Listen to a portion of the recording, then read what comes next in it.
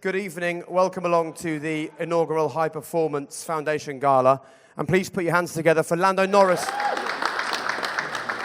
Thanks for giving up your time to do this. You've been a guest, of course, on High Performance. I have done. And we were just talking about the foundation, our work to get the kind of messages that you shared with us into schools. Yeah. Really important thing that you shared with us on High Performance is that just because you end up as a Formula One driver doesn't mean those challenges disappear. No. They're just different, but there are still challenges. There are still plenty, and there's still completely normal things that I suffer with and deal with and struggle with just in my day-to-day life. Like, there are so many perks. I live an amazing life, and I'm very lucky, and I know that every single day, and I make myself acknowledge that every single day. But at the same time, I still go through a lot of more normal things. You know, I struggle with simple things. And like we spoke about on the podcast, like, I had my moments of, the self-belief, the mental struggles that I had growing up, which thankfully, and I'm in a much better place now that I can, I know who to talk to. I have my groups that I can speak to openly, and I got to the point where I was happy to speak about it more openly to public and that kind of thing. The amount of feedback I got back from that was incredible. Like, the amount of messages that I got from speaking up about those types of things. Because whenever you see, I hate talking about me like this, whenever you see us or kind of a star on TV, that kind of thing, you always see the beautiful side of it. Yeah. And I think that's completely normal. That's completely right. That's what everyone wants to show.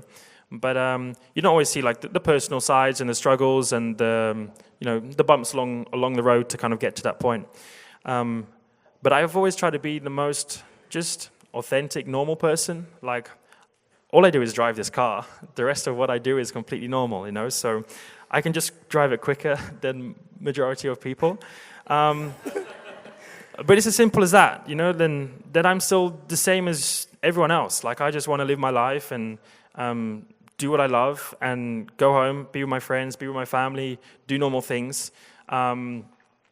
But it doesn't mean like everything around is perfect. I still struggle with certain things and don't like certain things and so forth. So it's always a hard one to judge because I'm very fortunate to be in the position I'm in. So it's hard to ever complain about things.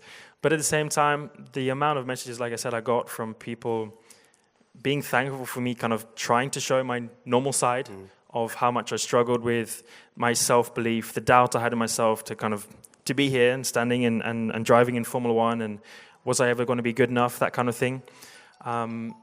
Me sharing those struggles opened up like the normality of, he's just another human. Yeah. And I think sometimes people forget that in the end of the day because we're always shown to be in this perfect world, and there's a lot of amazing things along the way. But at the same time, I'm still normal and love doing normal things and try to be as normal as possible in a very kind of a made-up world that we live in.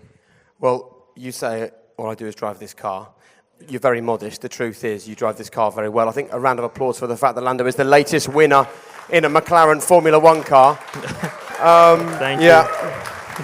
Before we talk about the win itself, let's just talk about the self-belief and the build-up to that. Was the stat that you were the driver with the most number of podiums without a win? Was that the number? To that point, yes.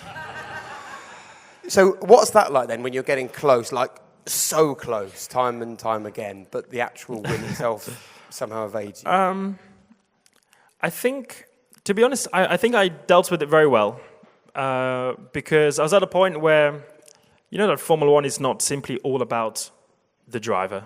It's one of very few sports in the world where it's not simply just a team and how you work with other partners on your team, but I can be the best driver in the world, but if the car is not quite quick enough, I can't show that, and people don't necessarily recognize that from TV. That if you're not in the best car and things aren't perfect, you're not going to be looking like one of the best. And I can acknowledge that, and I think I've always been very honest on when I've done a good job, when I do a bad job. I'm very happy in kind of putting myself down to a certain extent to make myself frustrated, make myself annoyed, which a lot of people don't like and maybe don't see as a good thing for me. But it only makes me kind of try and find out why and figure out why and make me come back stronger for the next time. So those times when I got so close, Russia 2021 is the one everyone loves to talk about. That was when the rains came, yeah? Rain came, 3 laps to go, led the whole race ahead of Lewis. stressful. Did you know that less than half of Brits eat breakfast every day of the week? I mean, that's amazing. But why? Well, it's because we're all time poor, especially in the mornings. So we compromise. My fix is Huel's nutritionally complete high-protein shake, a complete meal in a bottle that slots perfectly into my life. Head to the link in the description for a free t-shirt on your first order with Huel. How can you resist that? And we didn't box. Lewis boxed, and it rained too much, and then the slicks were the wrong choice, and I ended up 8th or something. So there's like these decisions, and then it's like, from the outside, people love to blame and point fingers and that kind of thing. Definitely a lot of it was on me. Some of it was on the team, and it's kind of, internally, that's what we know. From the outside, it's you have to kind of put up a lot more of a barrier because people love to go, well, if you just did that better, this could have happened. If they did that better, this could have happened. So trying to block that out and realize, well, this happens. This happens to many people. People have led races and crashed, and I didn't crash, but people have done worse. And I guess I got to a point where I knew and I had faith in myself that I could be enough and I could go on to win. So when you keep trying, and that time is coming. Over maybe the last year and a half was probably the first time you'll hear me in my career say, I'm going to win. I'm going to win next year. And but even at the beginning of the year, I was confident what we could do as a team. We could improve the car enough that I could go out and I could go win a race. And I said that, and a lot of people were like, what's this guy on? The team are not doing a good enough job. He makes too many mistakes, blah, blah. And I think over the last 3-4 weeks with Imola, with Miami, Monaco, I've been in the points every race. I've been the best average scorer. So it's turned into a pretty amazing year. And those are the moments you kind of actually look back on, and for me, make me smile more than ever, are kind of turning those bad moments and the times when people try and put you down, turning those kind of comments and things like that into the good stuff. So let's go inside the helmet, inside the cockpit then. Okay. With maybe a couple of laps to go before your first ever win. Was there a moment where you thought, right, I'm going to win this race now? Or did you not allow yourself to go there? No, I did. I knew from the safety car, to be honest. As soon as I came out ahead of the safety car, for the people that don't know, halfway through the race, safety car came out because there was a crash. Everyone else had already done their pit stops. I tried to stay out longer and, in some essence, try and wait for what was about to happen. But also, you kind of let people squabble and get the tires up to temperature, and maybe you can overcut, so you can pit and actually almost come out the pit lane ahead of them. And sometimes when you try this strategy, you can get lucky because a VSC comes out, a virtual safety car, or an actual safety car comes out. And I think for the first time in probably 5 years of Formula One, it's actually helped me. Yeah. Normally, it's always been the one thing that's like, damn, it's come out now. But this was the first time that I went across the line, safety car came out, and safety car came out behind me. And that was it. As soon as I got out ahead of the safety car, I was like, oh God, this is it. This is my time. So I was already like smiling a little bit, but I knew, okay, like it's nothing different. It's just me, just higher up the order, but I'm doing exactly the same job as I was before. So I try to make it feel just like, it's just another little drive.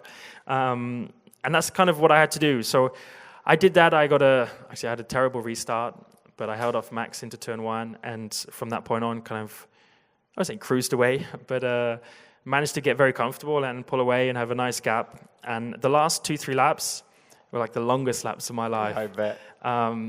Time slows down massively when you're in that position, and I was thinking of everything, but the problem is when you're driving and you're thinking, that's game over. Like as soon as your brain starts, okay, what happens if I do this? What happens if I do that?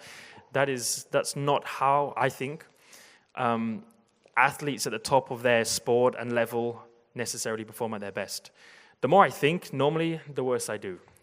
No, I don't know if I think of the wrong things, but it's just, you want to be in a subconscious way of driving. You just want to know where to brake. You just know where to throttle. You know how to do things without consciously having to think about it.